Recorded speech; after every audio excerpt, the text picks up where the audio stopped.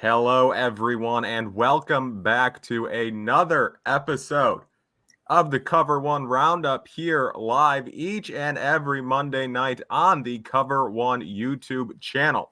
Cover One YouTube channel, of course, is home to a bunch of great programs, this one being one of them. Also, the Air Raid Hour, also Going Deep Podcast, The Film Room, Cover One Buffalo, Disguised Coverage, a bunch of great podcasts here on the Cover One YouTube channel. So if you feel so inclined, please do consider subscribing to the channel. That would mean a lot to us. This show and Cover One in general are brought to you finally. I shouldn't say finally. That wasn't good. That wasn't good verbiage, Kyle. This show and Cover One in general are again brought to you by Underdog Fantasy. We will be hearing from them in just a moment. But before we do that, I'd like to introduce my co-host, David Fox. David, what's going on? Last night there was a cricket right outside my window, so I didn't sleep well last night. Well, that's Florida for you. You got those wild animals down there. we do. Crickets are not one of them. They're just annoying. I thought it was my box fan at first making this weird squeaky sound, and then I turned my overhead fan off, and then I realized it's just a freaking cricket sitting outside my freaking window. And I was like, all right, I can't do this. So I just slept in a different room. I am I wouldn't say very, I'm a generally lazy person. And sometimes like a cricket will somehow work its way into my basement, and I will go days of just letting this cricket annoy the hell out of me from my basement, where I'm just, from anywhere in the house, I can hear this cricket. And I'm like, I could easily fix this problem, but I simply cannot be asked. I do not have the energy to go and find this cricket and deal with it. Crickets are why they make earbuds. Exactly. It is. And I tried that. Believe me, I tried it. Could still hear it through my earbuds. And that's when I just was like about to lose my mind. I almost went outside to try and find the cricket and kill it myself. I was losing it. Well, I'm hoping no crickets show up while we're live today, because that wouldn't be good. No, it would not. That's sometimes that's the level of analysis you get for me is just crickets. That is like the official they're better, position but of Cover One. Right. Cricket's bad. Cricket, yeah, we are an anti-cricket podcast. The mobile provider and the animal or the insect. Okay. So what are we going to be talking about today? Great question. Buffalo Bills training camp is coming up next week, or in less than a week, actually, on Saturday or Sunday. Sorry, the first practice commences. Rookies reported today. So today we are going to talk about the 6 players we are most intrigued to watch at Bills training camp. Players we're most excited to see. Maybe they're involved in position battles. Maybe we're just excited to see them in Bills uniforms, etc. The 6 players we are most intrigued to watch. We will get to them momentarily. But before we do that, this show and Cover One in general are brought to you by Underdog Fantasy. Fantasy football is one of the biggest things in the world, and it's been made better in recent years thanks to Underdog Fantasy, who Cover One has partnered with yet again for this upcoming season. Underdog is one of the fastest growing names in fantasy sports, perhaps best known for their best ball drafts, all of the fun of drafting your own teams and players, and none of the week-to-week hassle of waivers or setting your own lineups, etc. When you do sign up, make sure to use promo code COVER1. And Underdog will match your initial deposit of up to $100. I think it's US dollars. I don't know why it would be working in euros or Canadian dollars. I believe it's $100 US. They're giving you free money. And speaking of free money, they're giving away millions of dollars throughout this season with their Best Ball Mania 3 competition, having $10 million in total prizes and 3 chances to win $1 million. They are giving away millions of dollars. So you might as well sign up, might as well throw your hat in the ring. And when you do, use promo code COVER1 when you make your initial deposit. And again, they're going to match your initial deposit up to $100. What could be better? David, what could be better? Truly nothing. Truly nothing. Other than maybe finding a cricket and killing it. Jesus. We got the ad read was fine, right? The ad read was certainly did a great passable. job, Kyle. And then we'll send it off to get it cleared, and then it ends with, yeah, we also kill crickets. It's gonna be great. Oh, we did well. We did well. Also, we have a little bit, not housekeeping, not even an announcement. It's just something I have to talk about. If you've ever watched this podcast, the audio, no, you don't watch the audio version. You watch the video version on YouTube. If you've ever watched this podcast and thought, man, I'd like to drink a single alcohol with the guy on the left, boy, do we have an opportunity for you. It's the Cover One Meetup this Saturday, July 23rd at 8 p.m. at Uncle Jumbo's Tasting Room on Elmwood Avenue. When I told my sister about this Cover One Meetup at Uncle Jumbo's Tasting Room on Elmwood Avenue, she said, that's right next to Aunt Minnie's. And I was like, excuse me? It took me a couple seconds to realize she was making a joke. Uncle Jumbo, Aunt Minnie. I was like, oh, okay. She doesn't typically make those, at least not good ones. So it took me a second to realize, like, oh, that's a good joke. But yes, all of your favorite Cover One personalities will be there, and me too. Maybe I will be the sad one alone at the bar, drowning my sorrows, telling anyone who will listen that Lafayette Pitts should be on this roster, would make this roster. So yeah, do not get Kyle, do not get him vodka. I think that's what they have at Uncle Jumbo's. And then mention the phrase Lafayette Pitts sucks, because you're gonna hear from me, right? We might take it outside. We might go outside of Uncle Jumbo's, if you know what I mean. Okay. So yeah, this Saturday, maybe I'll see you there. Are we ready to get started here with the training camp preview, the 6 most intriguing players? I have never been more ready, I think. All right. In that case, David, I'll let you kick off. Who is your number one, not necessarily number one, but the first player who you are most intrigued to see at training camp? The first player that I'm most intrigued to see at training camp, which is actually the second player on my list, which is going to make this very confusing later, is Bills rookie cornerback Kaiir Elam. Now, Kaiir Elam, obviously first round draft pick, just a very interesting player. He was somebody that had been mocked to the Bills for a while leading up to the draft. There was some hesitation, I guess is the right word, or maybe some I don't know, trepidation is probably the more correct word, about drafting Kaiir Elam because of how his career ended up at Florida and some of the injury concerns that people had with him.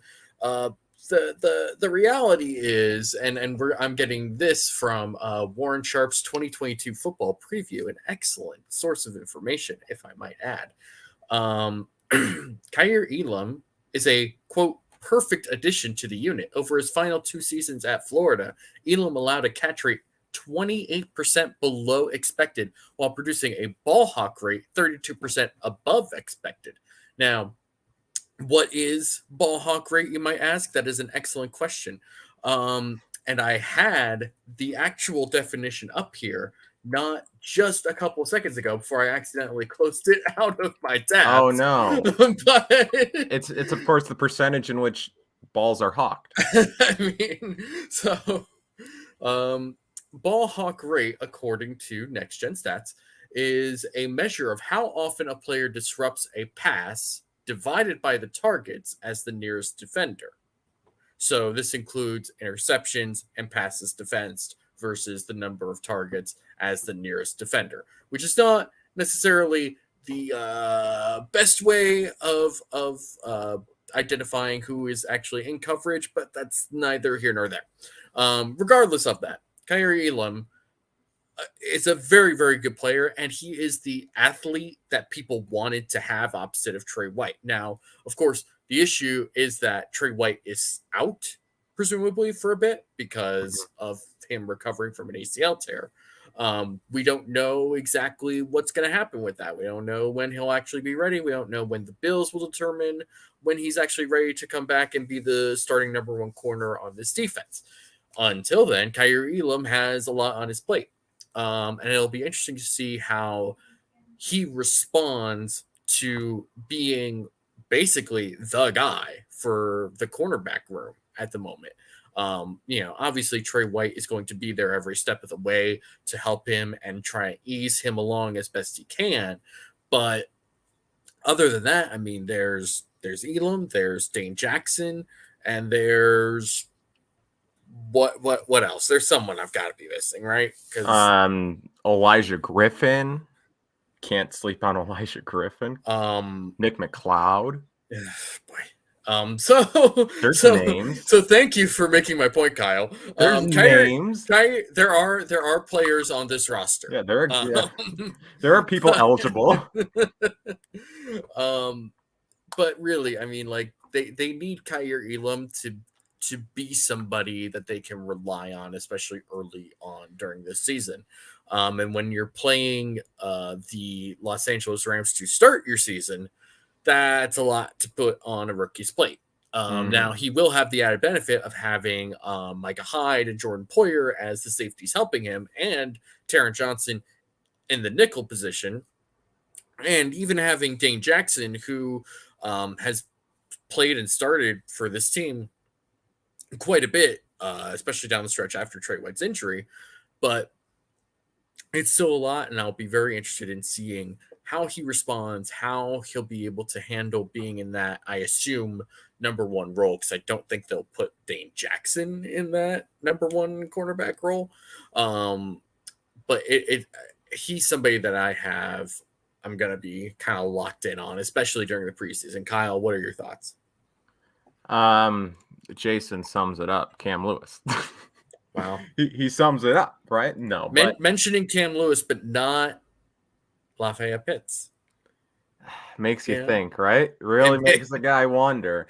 No, with Kaiir Elam, it's interesting because he's kind of like by default going to play, regardless of if there's like a rookie struggle. Like the Bills really can't afford a rookie struggle out of Kaiir Elam because they are asking him to come in and play probably as the number one cornerback straight away with tre'davious White likely not being available for week one. We'll have to wait and see. But regardless, he's not going to play. I assume he's not playing in preseason, and I assume he won't be playing or participating in the majority of training camp. So Kaiir Elam is going through the majority of these offseason workouts thinking he's going to be the number one corner unless Dane Jackson comes out and shows that he really improved throughout the offseason, which maybe he did. But I just think athletically and, again, prowess, kind of, you look at the resume, or not the resume, but like you look at Kaiir Elam, the draft stock. I mean, he was just taken in the first round. They obviously have high expectations for him.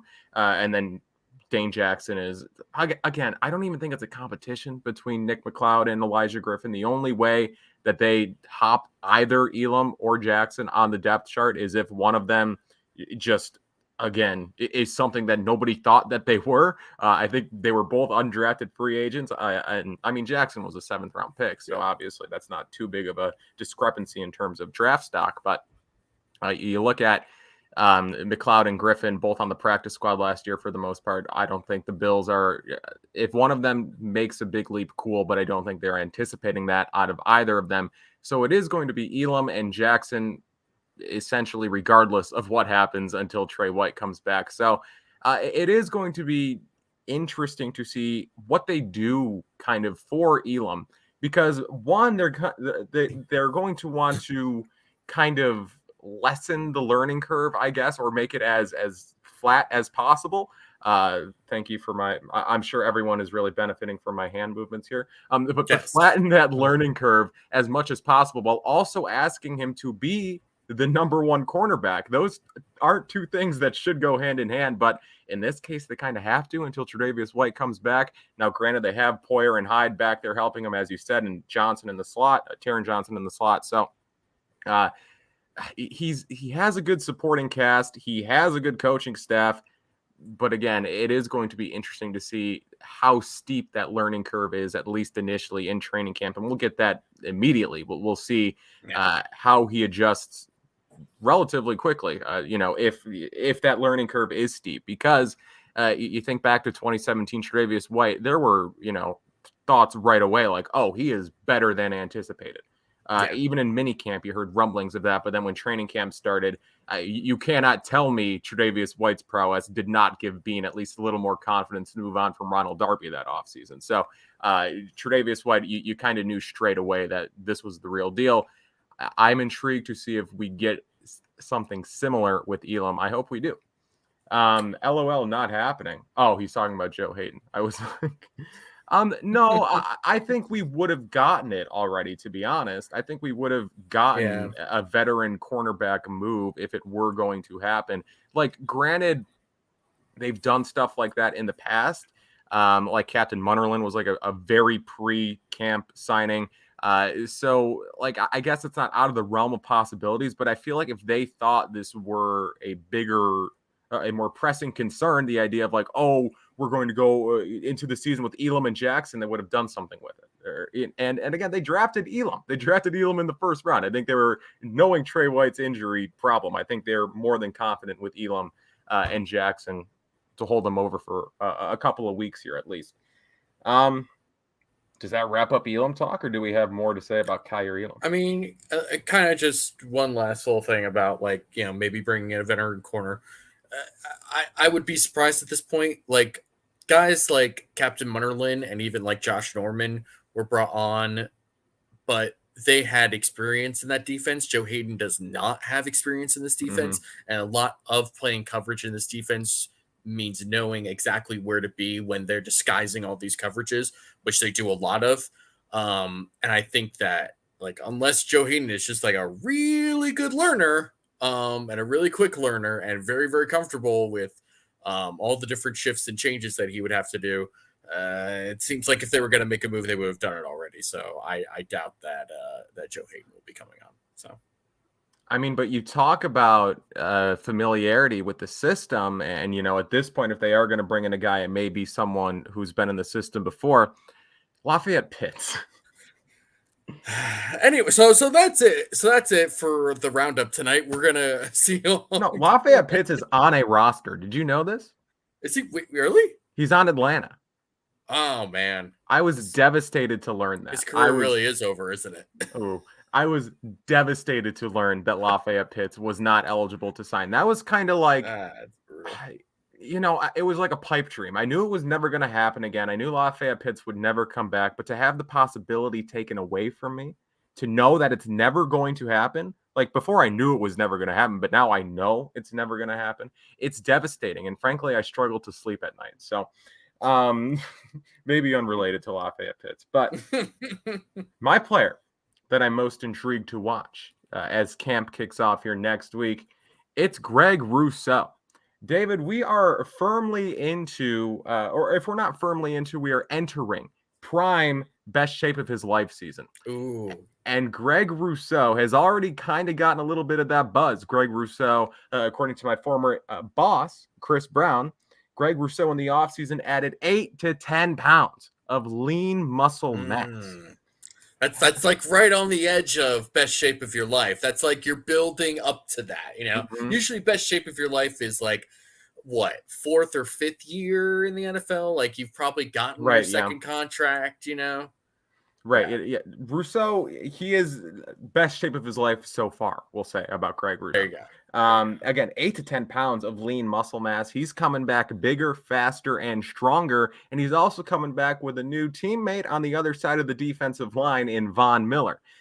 So I did a little bit of research today, and I know what you're thinking. Research on the Cover One Roundup? What is this? What's going on? I know, right? But Greg Rousseau, we've talked about him in the past on this podcast, just how slept on his rookie season has been. So I wanted to get the numbers to back it up a little bit. He was really good. Greg Rousseau was deceivingly good in his rookie season, and no one seems to be talking about it. Greg Rousseau, people kind of wanted him to be this pass rusher, right? This elite pass rusher straight away, which he really wasn't last year. He was a fine pass rusher, which I'll get into, but as a run defender, he was the team's best run defender, first on the team in run stops per PFF with 32, first in run stop percentage at 13.3%. You compare that to the rest of the league, he was 13th in the NFL in total run stops. And among defenders with at least 100 run defense snaps, he was 4th in the league in run stop percentage. Okay, so here's a guy who a couple years ago was playing wide receiver and safety. Okay, he is new to the defensive end position, still kind of scrawny, to be honest, or he was last season, no longer with those 8 to 10 pounds of lean muscle mass, but last season he was still kind of, at least you looked at him, you're like, you look kind of skinny. Like, you don't really look like you're an NFL defensive end. And he was one of the, technically sound, one of the better run defenders in the NFL, as we've talked about on this podcast. And then you look at him as a pass rusher, 4th on the Bills in total pressures last year with 36, and he was 4th amongst rookie edges in pass rush win rate at 13.8%. So again, a not like a stellar rookie year, right? He didn't really steal any headlines, but you look at the numbers, it was a very good rookie year from Greg Rousseau. And then again, you consider that he's coming back. Again, 8 to 10 pounds of muscle, bigger, faster, stronger is Greg Rousseau, and he's going to be playing under the tutelage and alongside Von Miller, the NFL's active leader in sacks, one of the best pass rushers of all time, and Von Miller just gets to soak that in, soak in, again, the tutelage, soak in the lessons and things like that off the field, and then he's going to be able to benefit from Von Miller's presence on the field. So I'm excited to see just initially how that strength, right? How the new strength, how the new power translates in training camp, which we'll see coming up here. And also just as training camp progresses, what is he picking up from Von Miller on and off the field? So again, kind of already getting a little bit of that rub, kind of already being the offseason name here that people are talking about. And I am excited to see how it translates. How does Greg Rousseau play bigger and alongside Von Miller? So, David, what do you have to say about Greg Rousseau? Well, first of all, let's address the air raid hours. The elephant in the room. The elephant in the room. Isaiah McKenzie's Madden rating. When was the last time you played Madden? What was the last time you played Madden? What version of Madden did you play? No, I get Madden every year, and I regret it every year. Do you really? So the last time I got Madden was August of last year, and the last time I played Madden was August of last year. Have some like self-control. I have no self-control, no self-worth. It's why I'm going to be sitting alone drunk at the bar this Saturday night. Everyone meet up at Uncle Jumbo's. But no, what was his rating? What was the Isaiah? I don't even know, and I don't care. Greg Rousseau, what was his rating? Greg Rousseau, who knows, but it should be higher by the end of this year. Greg Rousseau is just like, I remember like the leading up to the draft with Rousseau, there was a lot of like, oh, well, he's super raw. He could be like this really like boomer bust type of prospect. And I distinctly remember some people, not a lot of people, but some people were kind of like, he kind of just looks like he's going to be a like solid defensive end in the NFL. Like, and I think what somebody, I forget exactly who, but somebody did credit him as like, he just like, he seems like weirdly technically refined from a run defense standpoint. Like he hustles well. He has really good motor. Like this more seems like a high end defensive end too, essentially, rather than like elite pass rusher, extraordinaire type. And when you're working across from Von Miller, that's all you really need to be. And I'm excited to see that because I mean, he had a really underrated rookie season, and it was underrated because of his lower sack numbers. But I do think that his value as a run defender is probably what got him on the field to begin with. And they being the Bills coaching staff, I would imagine kind of just saw him as like, look, he's got a good baseline, and whatever we get from him as a pass rusher, we'll take it. Because even with just that length, even if he doesn't disrupt a lot of passes by sacking or pressures, he could still get his hands up and deflect passes or whatever, or just like create difficult windows to throw in. So I'm very excited to see what that next step forward for Greg Rousseau is going to be in 2022. I'm excited to see if he can come up with a better pass rush plan. If working across from Miller is going to free him up a little bit better. I'm excited. Right. At times last year, it did just seem like he was not really going into his pass rushes with any sort of plan. Just kind of just like, okay, yeah, I'm more athletic than you. I'm bigger. Which is pretty typical of rookies coming out of college. Like pass rush plan is not necessarily like when you look at like an Aiden Hutchinson for now the Detroit Lions. I mean, coming out of Michigan, he had like a move that he had been working on for several years and basically perfected. But he basically only had and has at the moment that one move. And he will probably win a number of battles as a rookie in the NFL with that one move, but he's also going to lose certain battles because at the moment he doesn't really have a super refined counter outside of that.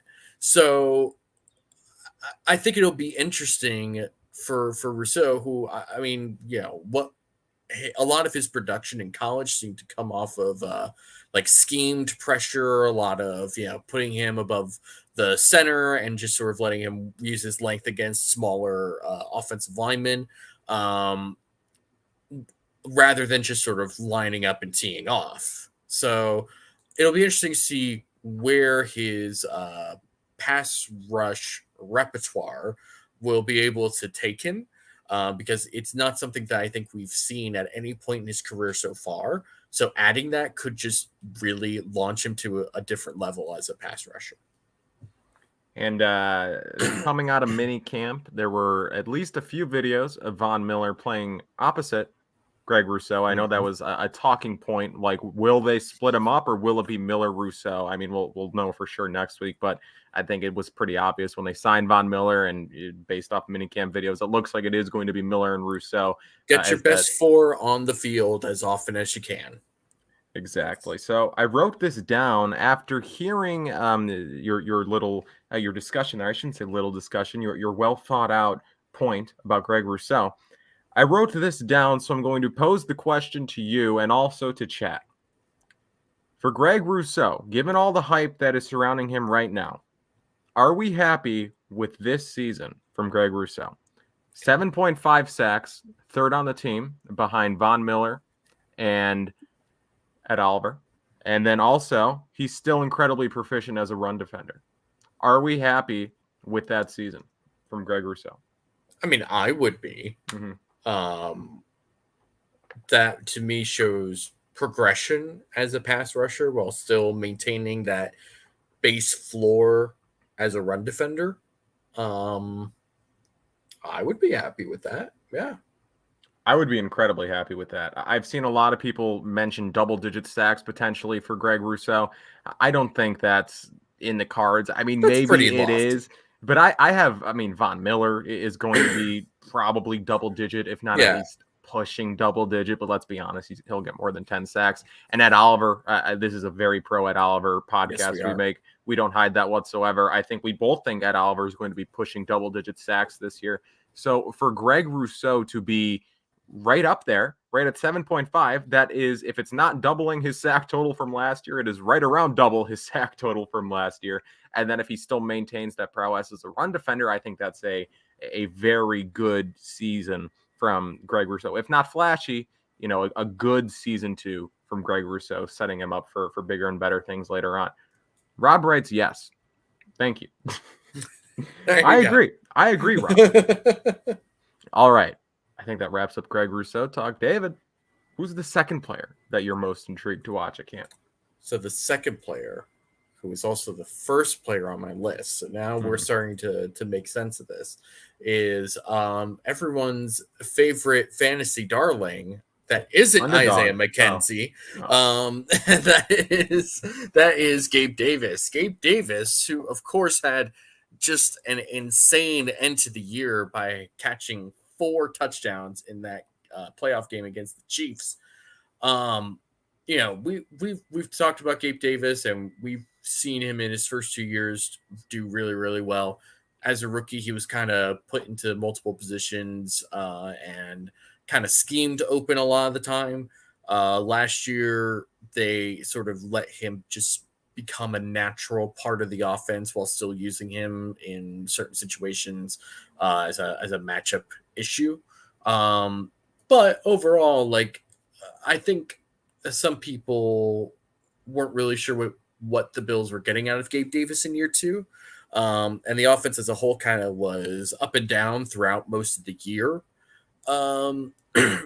However, of course, as many are wont to do when it comes to the NFL, the very last game tends to be the thing that sticks in your mind the most, which is why people probably are more down on Patrick Mahomes than they should be. Oh God, I'm getting hiccups. That's not good. I do think that, and in that same vein, people are probably slightly higher than they ought to be when it comes to Gabe Davis, which is not to say that Gabe Davis is going to be bad. It's not to say that Gabe Davis is going to be a massive disappointment. But I kind of feel like people are expecting him to eclipse over 1,000 yards, which I am.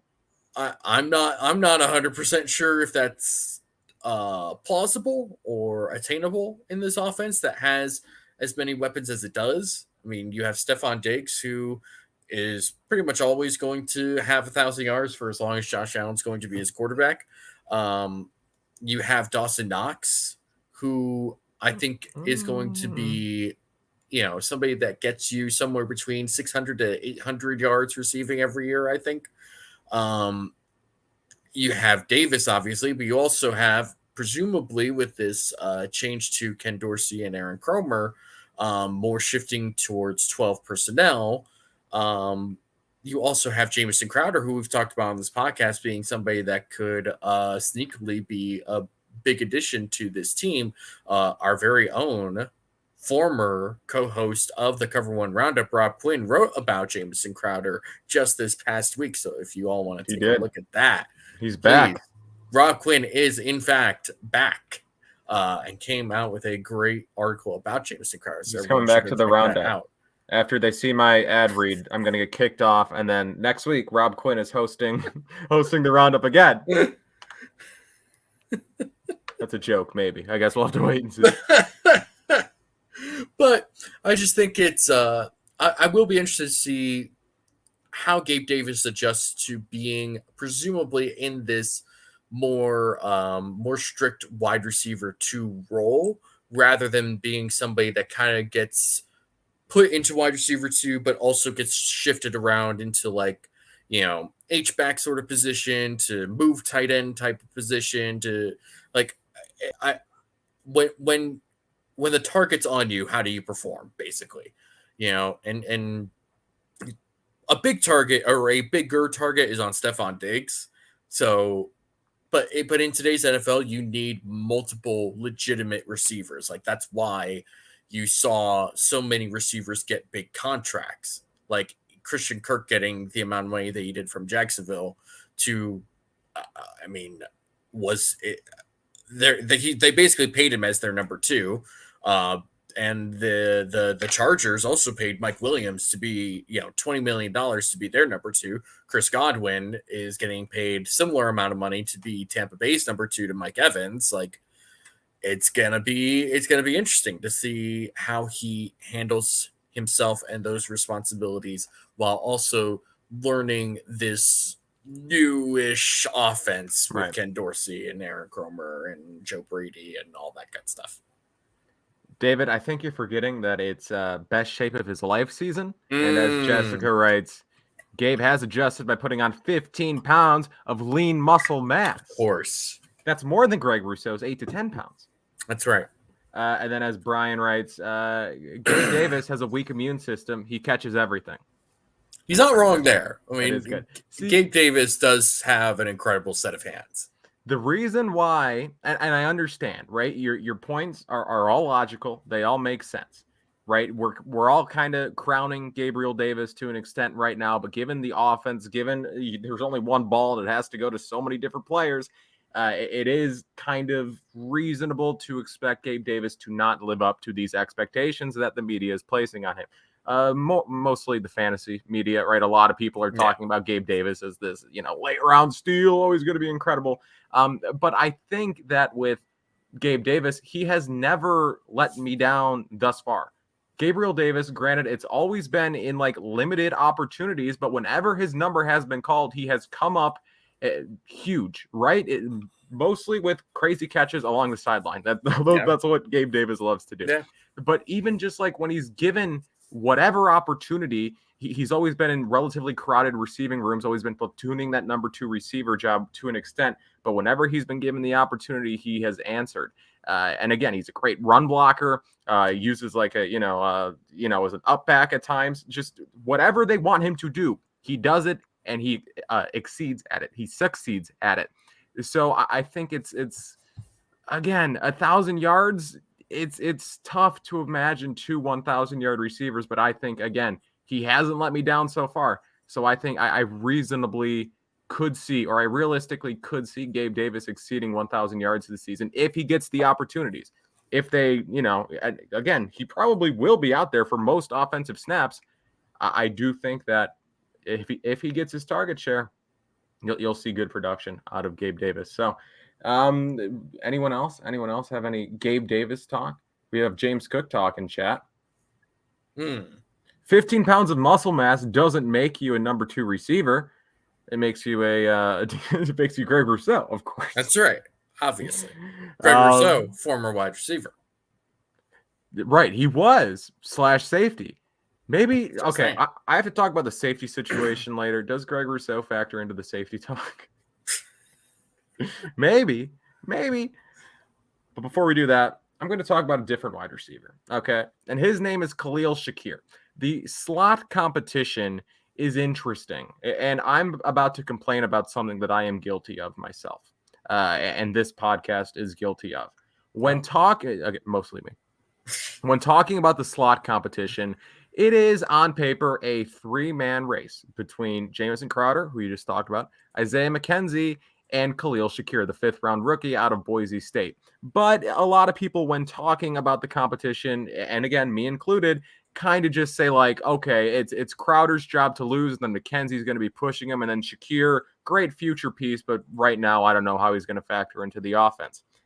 After doing more research and after, I guess, watching more film, more highlight tape, whatever, I do think that I'm underselling him a bit. He was injured in minicamp, but again, assuming he's good to go in training camp, I just think he's too much of a talent, and I think his character is too strong and his work ethic are too strong for him just to sit by the wayside and let Crowder and McKenzie duke it out for the slot receiver job while he's just like, yeah, I'm happy to be here. I'll be good next year. But as of right now, I'm good just being a rotational guy maybe.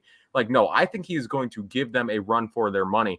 I think sooner rather than later, he will be a consistent week in, week out impact player in the NFL.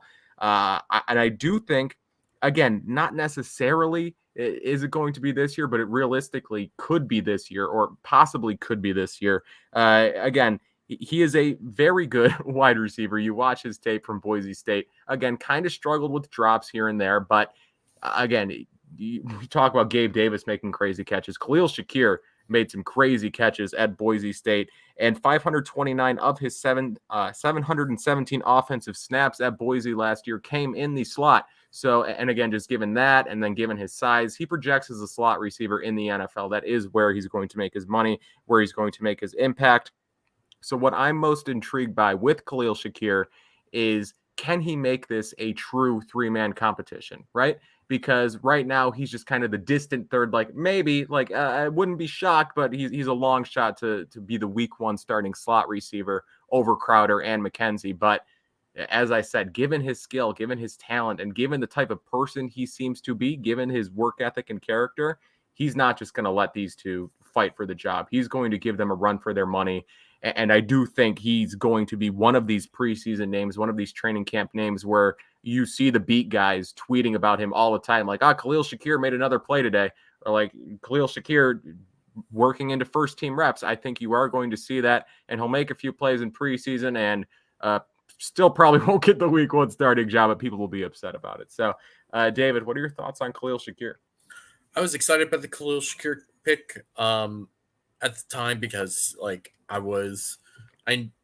knew that he was somebody that a lot of people really liked coming into the draft, and I was surprised that he had fallen as far as he did. So I was excited by that, and I have yet to be given a reason why I shouldn't be excited about the fact that he's on this team. And more than that, I mean, like you said, he'll be in competition, sure, but I mean,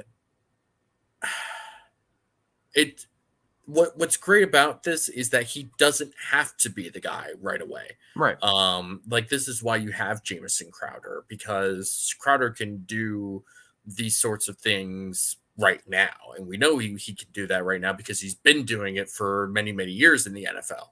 And he's done it at a pretty high level, despite some really bad quarterback play that he's had to endure. And so if Shakir is not necessarily the guy that they want him to be in year 1, at least not to start, I think that's fine, because he doesn't have to be expected even. Right, exactly. And honestly, I mean, let's be honest, it would be pretty surprising if Khalil Shakir was the starting slot receiver for this team, like, in week 1. Like, that would be pretty surprising. As of right now, yes, it would be pretty surprising. Yeah. But if, let's say, Jamison Crowder has, like, an injury in training camp where he might be out for a few weeks and Khalil Shakir has to be the starting guy in week 1, I'm not going to sit here and say that I'm worried about that, because I think that he will bring something exciting and something interesting to this offense. And while neither Crowder nor McKenzie or Shakir are going to replace the exact style of play that a Cole Beasley brought to this offense in previous years, I do think that they all bring something different, and in their own ways are going to be able to replicate a lot of production at that position that is going to be needed. Because, I mean, regardless of of anyone's personal thoughts about Cole Beasley, of which we all have many, and I don't care for his music personally. It is what it is. He's a short white rapper. What are you gonna do? But shit, what was I saying? It was a great commentary. But, like, regardless of how you feel about Cole Beasley, he was a very good player that Josh Allen relied on a lot in his 3 years here. And I don't think that can be discounted. So I am intrigued by the slot competition, and in particular how Khalil Shakir will perform this year and how he might be able to carry that forward into his next few years on this roster. Right. Beasley did a lot of the little things well, which, as Brian writes here, Crowder is awesome, which Jamison Crowder, again, not the same player as Cole Beasley, but in terms of intricacies of his game as a slot receiver, probably the closest to Cole Beasley they have. Again, different players, but in terms of experience, Jamison Crowder, I think everyone thinks, right, that Jamison Crowder is going to be their starting slot receiver week 1. But again, Khalil Shakir is not going to let that job go easily. Khalil Shakir is going to give them both a run for their money, or at least make the competition, I think, a little fiercer than we're currently expecting. And Jamison Crowder has an injury history. So we'll have to wait and see. A few good comments we got here. Jason writes, what makes you think McKenzie is in the slot receiver competition? One good game? In my opinion, McKenzie is the most overhyped player on this team. Do not let him see this comment, Jason. That's right. Don't tweet that out, because he will find it and he will quote tweet you. And good luck to your mentions after that. The crazy thing is, I don't agree, but I don't necessarily disagree.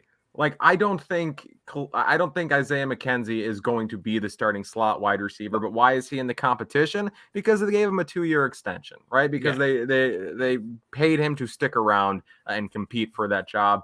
And we've seen Isaiah McKenzie as a kick returner / punt returner. I don't think they re-signed him to be, he might end up being the punt returner / kick returner, but I don't think they were like, that's our returner. That's why we're re-signing him. Maybe it was, but and then Brian writes, Shakir stood out in Idaho. This is the NFL.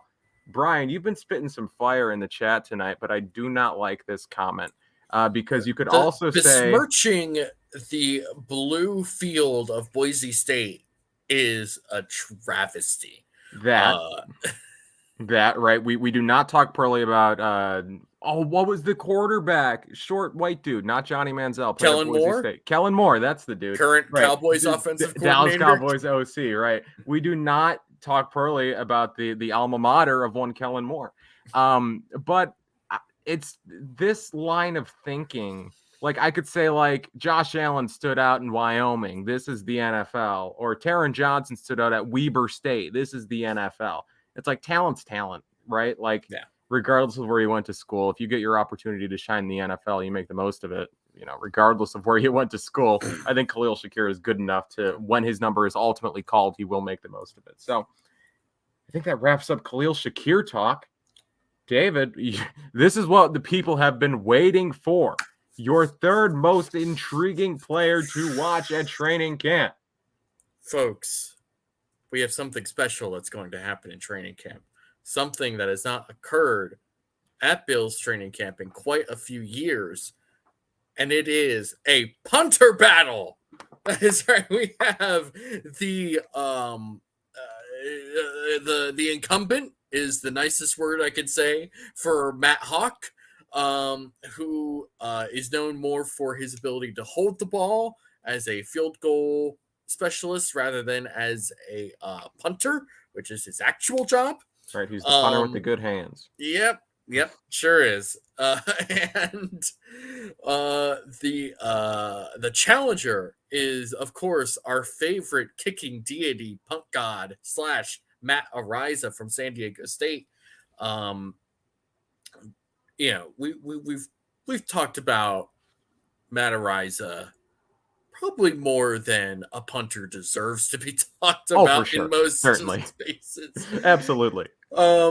However, they drafted him for a reason, and the reason was that Matt Hawk struggled greatly throughout most of the season. There were times where he was perfectly fine and adequate, and then there were times like that Jets game where you just wanted them to go for it on fourth down no matter what, because you just couldn't bear to see that poor bastard punt the ball one more time. Mm-hmm. But I mean, in fairness, or I don't know if I want to call this fairness to Matt Hawk, but just in fairness to this competition, I don't think it's a done deal as much as everyone wants it to be. Largely because Matt Hawk can hold, and that's obviously very important to the Bills and what they want out of their punter. And Matt Araiza has not held footballs in that particular spot, so it'll be interesting to see how well he can do it, how comfortable the Bills will be with him doing that. And the real question is going to be, and I seriously doubt that, I don't see a scenario where they carry both, right? There's no way you carry two punters in today's NFL. It would make zero sense. So then they really have to be able to make the decision if Araiza is not the same type of holder that Matt Hawk is. You're basically saying, like, we got to just take our lumps with this rookie and hope that he learns as he goes, versus what you have with Matt Hawk. Unfortunately, what you have with Matt Hawk is somebody that's going to struggle as a punter. And honestly, like, Matt Araiza is not some super refined product either. Like, he has a very strong leg. He is a very talented, physically gifted punter. but he needs to find a way to rein that in. And actually, we're gonna use an example. Kyle, I don't know how many other sports you're into other than football. I like cricket a lot. I regret asking this question. But I am not I'm not like into basketball all that much. I'm definitely not into baseball because I don't like watching grass grow and then having some old man determine how far the grass actually did grow. Talking about umpires and how bad they right, are. Yes. And I'm not really into many other major sports in that are popular in these here United States or even abroad, because I'm not into soccer either. But one sport that I've gotten into in the last few years has been men's tumbling, which is a very interesting sport. If you're not 100% sure what I'm talking about, look it up, because it's super fascinating and at times a little terrifying to see somebody going down a track of a trampoline and just going flip after flip after flip. And you're just like, how does someone not just like vomit? I have motion sickness. I would be vomiting all over the place if I was flipping like 12 times in a row and then ending on like a triple tuck flip. But anyway, over this past week was the World Games, which is the sort of the Olympics of the acrobatic gymnastics world. The last competition was the men's tumbling competition. And there was a competitor, Jaden Paddock from the UK, who is a very, very talented tumbler. He has had a lot of success and a lot of accolades, and he's won some medals, but he has a ton of power in his ability to get height in his jumps whenever he's able to get there. But it's his inability to rein in that power is what caused him to stumble and then fall over at the World Games this past weekend, which essentially all but nailed his fate in the coffin, and he was not able to qualify for the Final Four and the final run to try and acquire a medal. And it's something that I've seen throughout his career. He's like, he's just got all this power, and if he can consistently rein that in, he could be a true force in the tumbling world. That's sort of how I feel about Matt Ariza. There is so much raw physical power and ability in his leg and in his we've seen it all the time throughout his highlights, right? Being able to hit 80-yard punts is an insane feat to do. Mm-hmm. It is.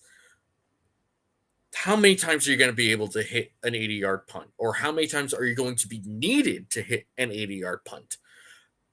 It's crazy. I mean, I don't know how often you'll be able to do that, or how often you'll actually be needed to do that. But if you have this ability to kick the ball really, really hard and really, really strongly, you can hit that hang time really, really well, right? Presumably, I would assume. And if you can work on that, now you're really talking about a real weapon that can be used in the special teams, because now your coverage can get there and secure and umbrella the returner to where you're not allowing for big returns probably most of the time. Or they're going to be there to force the kick returner to just stay away from the ball, and then maybe the ball rolls, and then you get the yardage after that. Like, there's all sorts of ways this can play out. Hitting the ball hard to hit the ball hard or far when it comes to punting is only going to take you so far in the NFL. So I want to see Matt Ariza really hone his abilities as a punter, and not just hit ball hard so that you can get it as far as you can. And obviously, distance is important to a punt when you're backed up. But again, it's not everything when you're punting, especially in the NFL. I love this comment from Spin. Bills fans lost their minds. Over 60 years of football, no one was worried about holder as an issue. Bills get one bad holder, and all of a sudden it takes rocket science to be a holder. Listen, I don't disagree. We've talked about this before, because I feel like every time we do talk about holding, this gets brought up. Oh, Pat McAfee? Yeah, I mean, yeah. This I've written an article about this, wrote it mid-season about how Matt Hawk has contributed to Tyler Bass's success in his second year. If you'd like, go ahead and search for that article on Cover One. But it's not a it's a simple thing to do that could be screwed up a billion different ways. When the film room guys had Jay Feely on during the midseason point, he was the one who talked about holding. He was the one who really sort of opened my eyes, and I ended up writing an article because of that, about how holding can really just be like even a degree or two of difference in the tilt of the ball can just create a big domino effect in how that kick ends up between the uprights or all the way over to one side of the upright or the other. It could be a little nuts. And he specifically brought up how Corey Bojorquez was somebody that created a lot of issues for Tyler Bass as a holder. And Corey Bojorquez also created a lot of issues for Nate Crosby? Mason Crosby. I kept thinking of like three different names before Crosby. For Sidney Crosby. NHL player. Yeah. So Mason Crosby, I mean, he struggled more than I think Packers fans were expecting last year. And it wasn't all entirely Corey Bojorquez's fault, but he definitely didn't help either.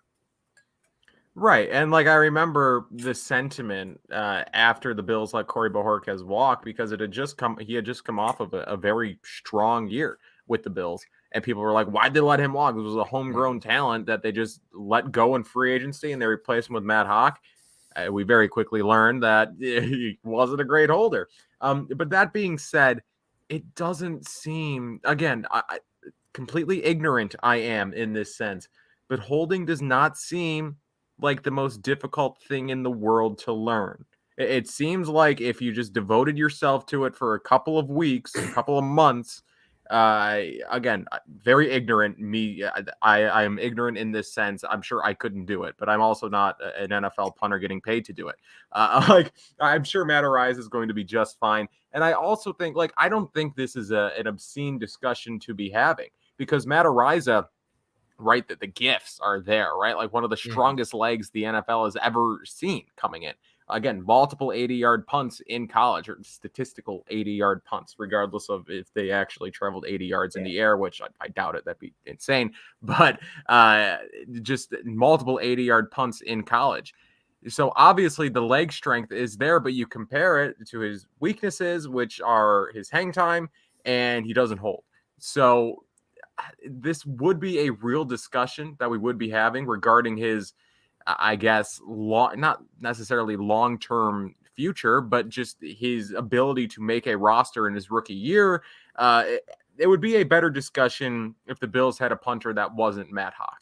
I just think Matt Hawk was so bad at punting for much of last year, especially that Jets game, as you mentioned, 3 or 4 20-yard punts.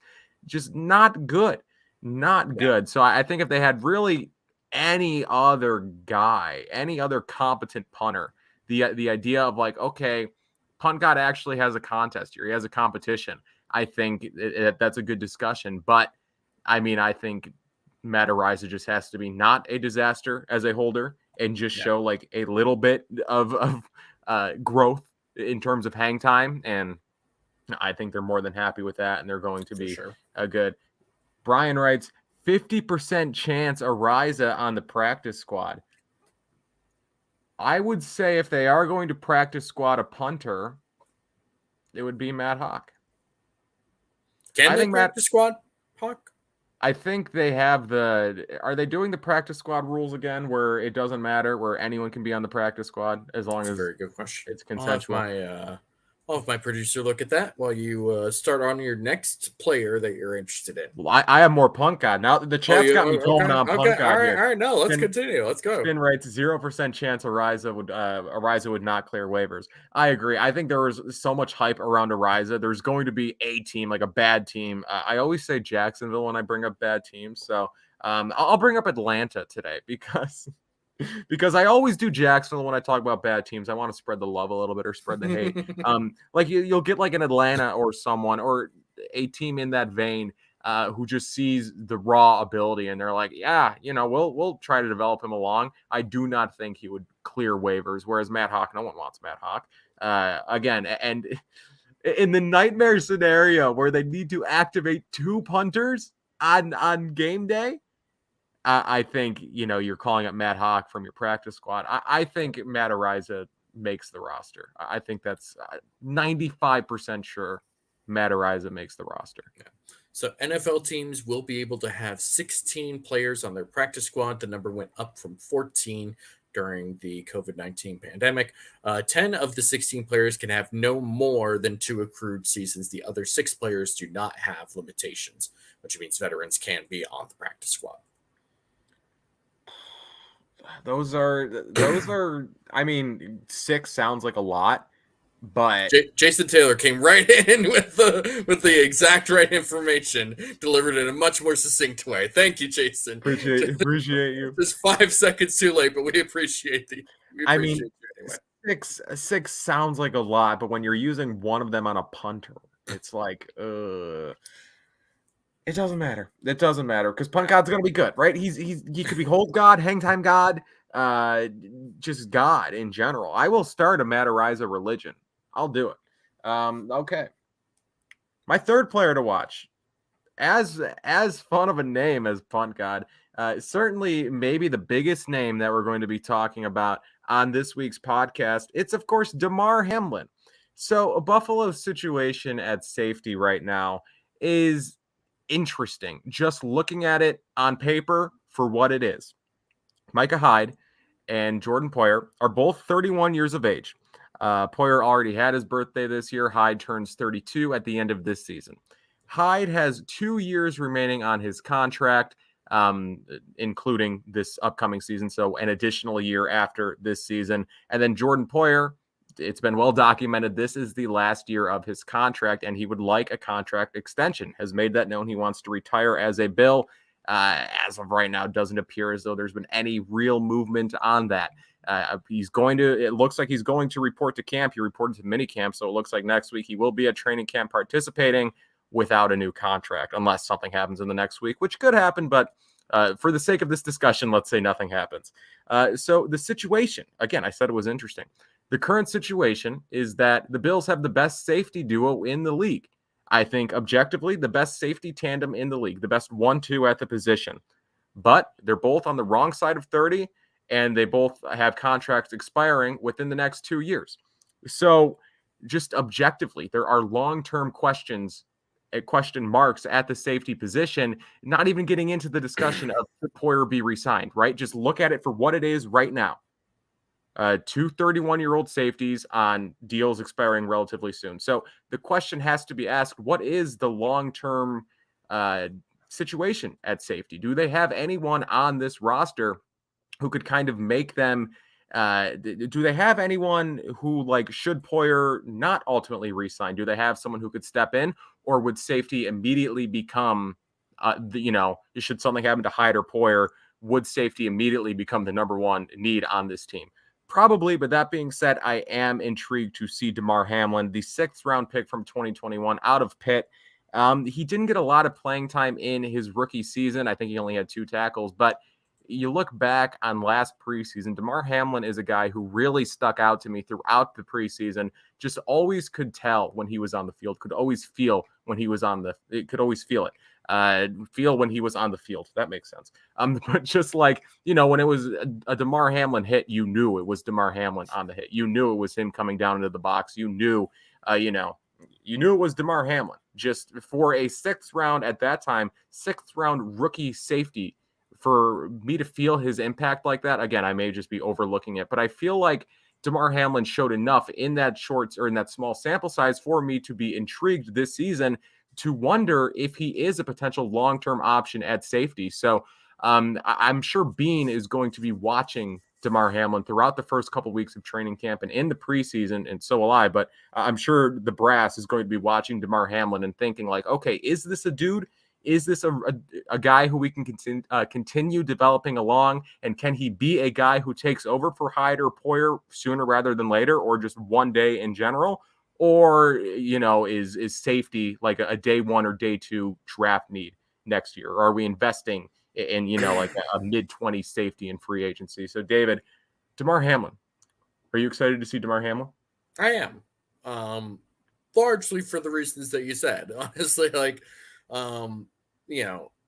I think the other thing, we've talked about how good this coaching staff is with coaching up defensive backs. I mean, you look at guys like Micah Hyde and Jordan Poyer. Micah Hyde was a 5th round pick who was, thank you, Jessica. Exactly. Better than anyone, honestly, seriously. But you look at guys like Micah Hyde, who started off in Green Bay.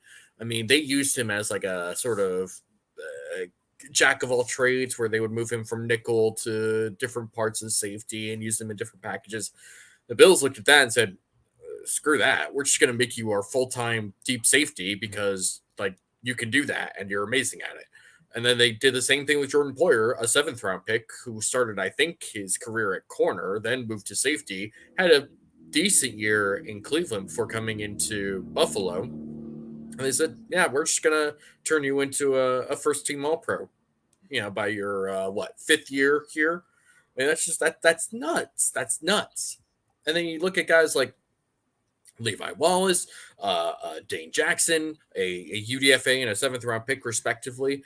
I mean, they take guys that don't have great pedigrees and turn them into legitimate starting NFL corners or safeties. And then they take guys like, Trey White, who had that pedigree and is a legitimate 1st round talent and make him into one of the best corners in the NFL. If you're somebody that is a defensive back and is on this team, odds are you're probably going to be a pretty darn good football player. And that includes Lafayette Pitts. I agree. Thank you, David. Just looking at safeties, the names that they have at safety, they have Josh Thomas, who's coming back, who again kind of was a preseason favorite last year. Yeah. Mark writes, I'm thinking Christian Benford is a future safety. Of course, the Villanova, that's how you pronounce it. Corner, who they kind of have already floated about maybe moving to safety one day. Maybe, and then you see, but to me, just even all things considered, Damar Hamlin is the most promising piece there, right? And I'm not saying Damar Hamlin one day, as Jason writes, I love the comment. Where could I find it? Just this. Hamlin? Like what? Like, what do you mean we're talking about Damar Hamlin on a Bills podcast? But no, I do think from their current names at safety, he has the most long-term potential. That's not to say he is going to be a starter one day, but out of what they have, he has the most potential. And I'm very excited to see what he does. Again, with a full NFL offseason now under his belt, a full season under his belt, a second offseason, I guess, his first full offseason. That's what we're saying. Yeah. Just see how he comes in, how he builds off that in camp in the preseason. There's some Siran Neal talk. Love to see Siran Neal replace Poyer. And there was another Siran Neal comment that I can't find right now. I don't know if I ever see Siran Neal being a defensive position player. People keep trying to make Siran Neal as a defensive guy a thing, and it's never going to be a thing. Sadly. And I loved the idea of Siran Neal coming out, right? The idea of he kind of positionless. I made this joke in the Cover One group chat a couple months ago where it was like Siran Neal was meant to be positionless in one way, but he ended up being positionless in another way. Where it's like he was supposed to just be the Swiss Army knife, kind of put him on the tight end, maybe a little bit of linebacker, a little bit of corner, safety. And instead, he's a special teams guy. Right. He just doesn't have a defensive position. They did try last year in the preseason because, again, he was a guy last year who people We're intrigued to see if Siran Neal could make something, could be a defensive impactful player or an impact player defensively. There you go, Kyle. Figured it out. But yeah, they put him in the slot one game and he was bad. So I don't know if I necessarily ever see Siran Neal being a player. Again, they love him. They love him on special teams. They gave him a second contract to be a special teams player, but I just don't know if you can bank on him ever developing into a defensive starter or someone who can rely on to even make spot starts defensively. He's what, 27 at this point, 26, 27? Something like that. Brian writes, Neal is better than Hamlin. At special teams, I agree. Yeah. at special teams, I certainly agree. But no, we'll just have to wait and see. Again, Hamlin's 24 years old, former 6th round pick. Let's see what he develops into. Again, a Pitt DB. They love their Pitt DBs, especially when their name is Pitt. Like Lafayette. Oh, what? That's crazy. That is crazy. No one ever talks about how Lafayette Pitts, his name was Pitts and he went to Pitt. That'd be like, a guy named Todd Miami's going to the U. It would be incredible. And that's where we draw the line on this podcast. And that's going to be the end. At Todd Miami's. Didn't McLeod also muscle up in the offseason? I don't know, but I can tell you who didn't. Leonard Fournette. Did you see this, David? No. You didn't see Leonard Fournette? No. Leonard Fournette weighed in at 260 pounds this offseason, reportedly. What? 260. That man is... He's a big boy. He is living life, breathing air, because somehow he just knew he was going to get there. Is he a Louisiana native? Because if so, that explains a lot. That explains, I think he is. The New Orleans cuisine. Yeah, he is from New Orleans. If I lived in New Orleans, I would weigh 260 easy. Easy. Any day of the week. That would be my playing weight if I lived in New Orleans. That would the off-season weight you wouldn't want to know, but Jesus, don't even get me started on New Orleans cuisine. Okay. I think that wraps it up. Thank you guys for watching this episode of the Cover One Roundup. Again, here on the Cover One YouTube channel, a bunch of great shows. Most nights of the week, Air Raid Hour coming up here in a little less than an hour at 9 o'clock. The grand live return of the Air Raid Hour.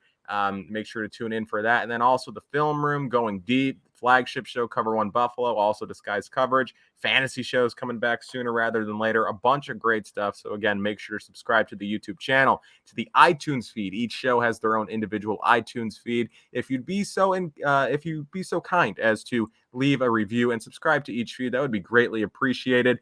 Make sure to check out Cover One Premium. If you are interested in that, consider subscribing to that. Again, access to great premium articles and also the Cover One Slack, where you can talk to us and a bunch of Bills fans about a wide variety of topics. It's cheap. It's affordable. So check that out if you are inclined. You're great value there with that new pricing model. I think we have a new pricing model as well, rebranded it. So check that out. Also check out Underdog Fantasy. Again, promo code COVER1. And Underdog will match your initial deposit up to $100.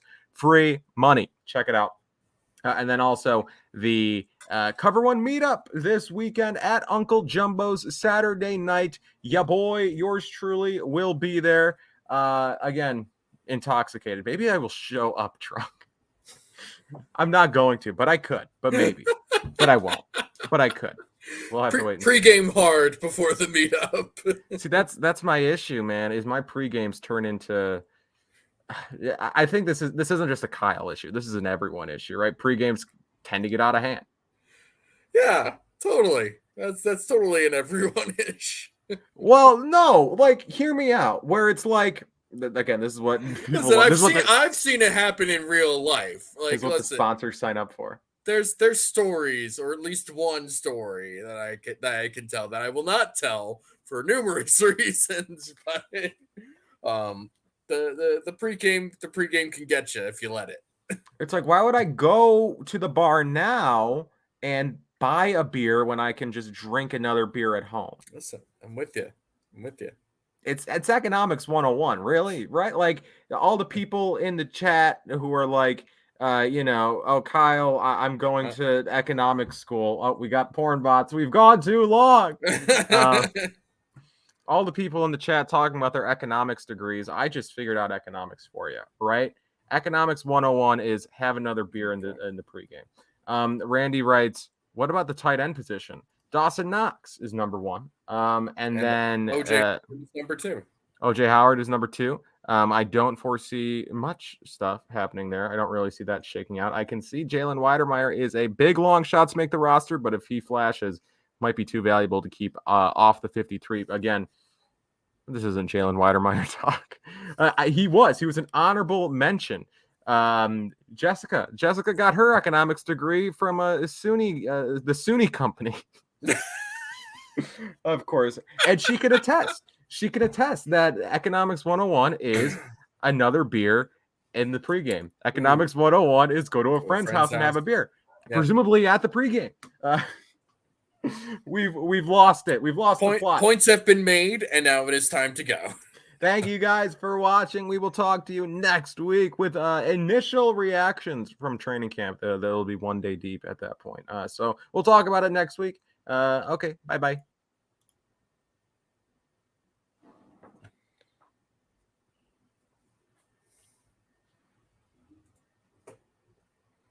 Taking a long time to end the broadcast. Did you actually? I clicked end, but it says we're still live. Chat, are we still live? This is hilarious. If we're having trouble connecting, check my internet connection. Chat, if we're still live.